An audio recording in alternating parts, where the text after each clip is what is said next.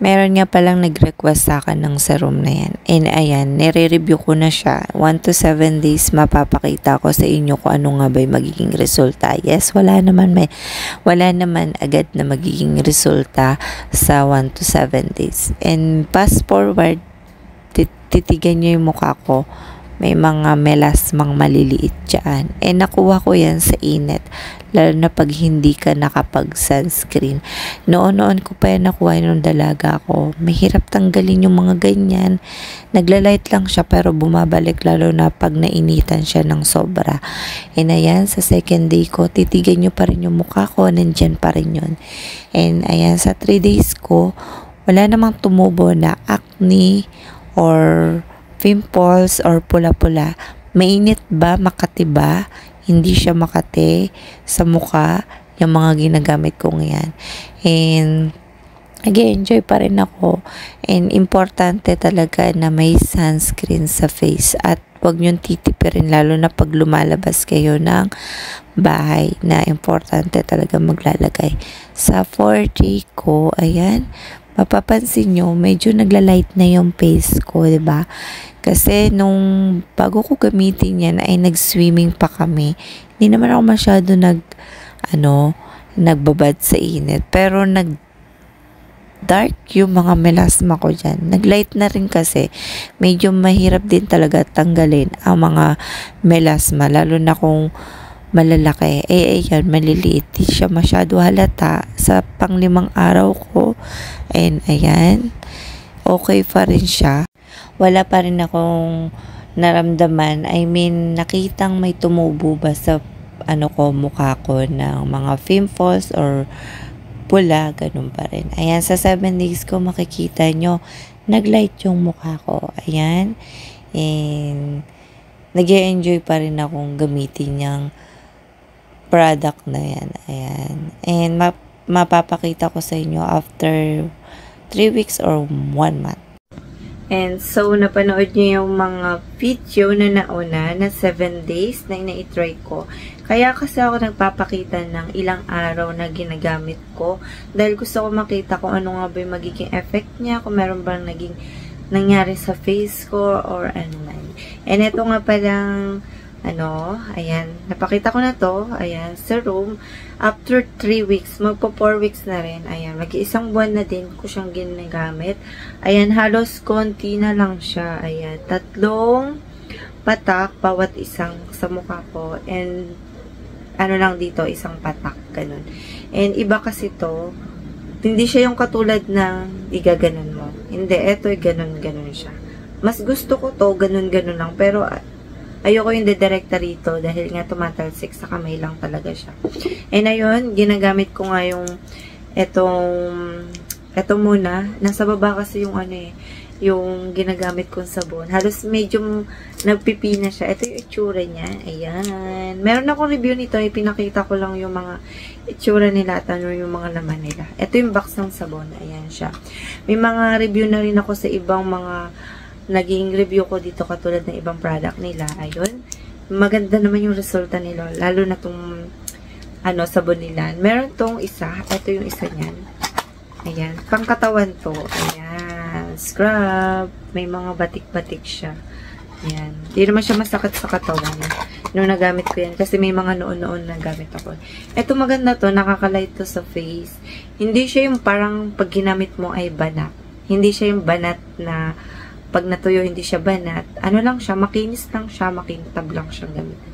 Pag gumagamit pala ng sabon ay bula lang, hindi mo kailangan kuskusin. Masisira yung face mo. Tsaka, super, I mean, magda-dry, ganun. Yung iba kasi, kala nila yung mga katulad ng mga mild na ganito, hindi naman nagpipil. Pag inano mo kasi, yung iba nagbabalat, nagbabakbak. Yung iba lang na mga mild, pag ginanito mo yun, yung sabon. Yun na-experience ko ewan ko lang sa iba. Ito naman yung pangalawa, dahil wala pa ako nilalagay sa mukha, matutulog pa lang ako. Ito, ginagamit ko rin siya ng umaga tsaka gabi. May kuha lang ako ng umaga para maipakita ko lang. Ayan. Ito kasi sa gabi, hindi ko na ako nakuha na, dahil medyo mahaba yung video.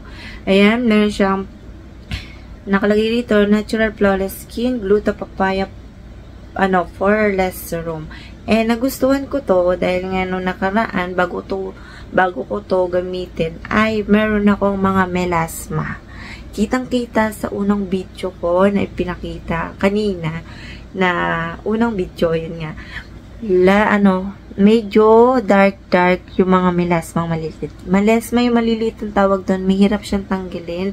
Kailangan mo ipa-laser. Ayan. Di pa ako nakakapag-try pa-laser yung mga melasmang maliliit.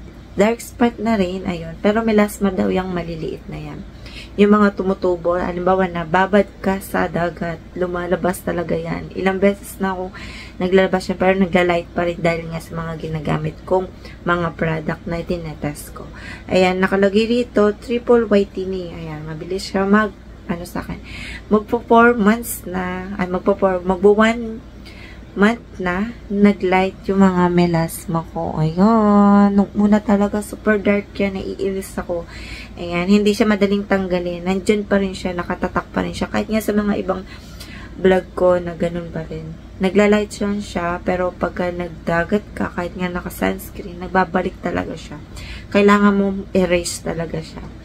Ayan. Anti-aging din siya. Pores tightening. Ayan.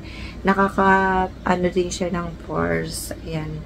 Nakakapaliit. Ayan. Ayun yung na-experience ko. Dahil nga nitong nakaraan, wala talaga akong ginagamit. Ngayon lang ako gumamit ulit sa mukha.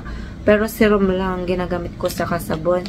At ito naman yung sunscreen. Pero ito naman ay, meron akong review nito na pinakikita ko naman yung ingredients niya. Ayan. Madali lang naman siyang gamitin. 2 to 3 drops mo lang siya, pwede. 2 to 3, 4 drops. Pwede mo siyang gamitin after mo maghilamos. Ayan. And kung lalabas ka ayun, mag-sunscreen ka muna. And 30 to 60 seconds, ma-absorb na sa face mo yung paglagay mo ng ganito. Ito muna, ilalagay ko. Ayan. Ganito lang siya. Hindi mo siya pwedeng sa mukha dahil nga tumatalsik. Ayan. Kaya dito na lang sa kamay ko. Ayan.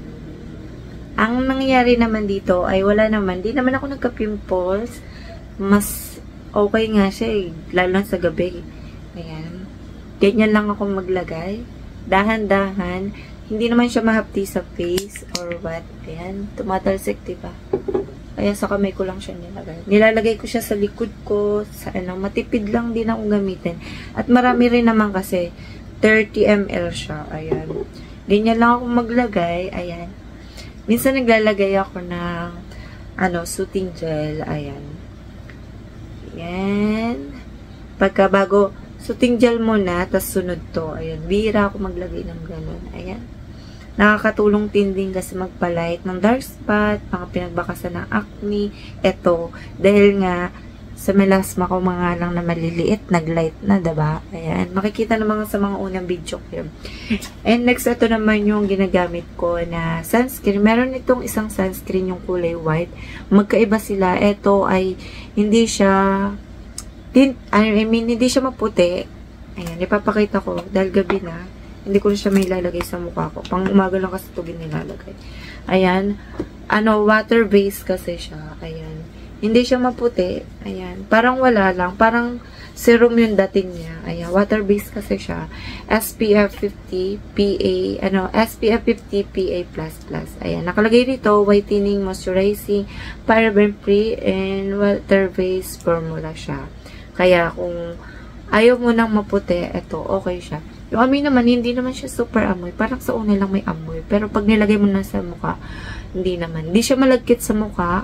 And ito pa rin to, hindi siya malagkit sa mukha kahit umaga mo siya gamitin kasi nga madali naman to matuyo. Tsaka pag pinagsama mo naman itong dalawa to, hindi siya malagkit sa face. Pero nung una, parang naparami kasi yung lagay ko. Medyo malagkit. May pagka-oily. Pero pag konti mo lang siya nilalagay, pag nasa araw ka na, hindi niya siya ma-oily. Ma-oily yung dating niya. 40 ml to, and paubos na rin siya. Konti na lang. Marami akong maglagay ng ayan, natuyo na siya. Ayan. Wala naman ako naging problema. Pare-pare silang mabango. Ito, ang bango nito eh. Amoy, ewan. Basta, ang bango niya. Hindi ko akalain na yung after 3 weeks, na paggamit ko nito ay nagandahan ako dahil nga naglight talaga rito yung melasmang maliliit ko. Diba, paulit-ulit na lang ako. Maganda siya, hindi ako nagkaroon ng pimples, walang nangyaring ibang kakaiba. And ayun lang yung may isi-share ko sa mga fan na mga WC Natural Flawless Skin ay maganda naman talaga yung mga product nila. May bagong lotion silang labas ay hindi ko pa yung natry. Diba, update ako sa mga nakikita ko sa product nila. And see you next vlog. Bye!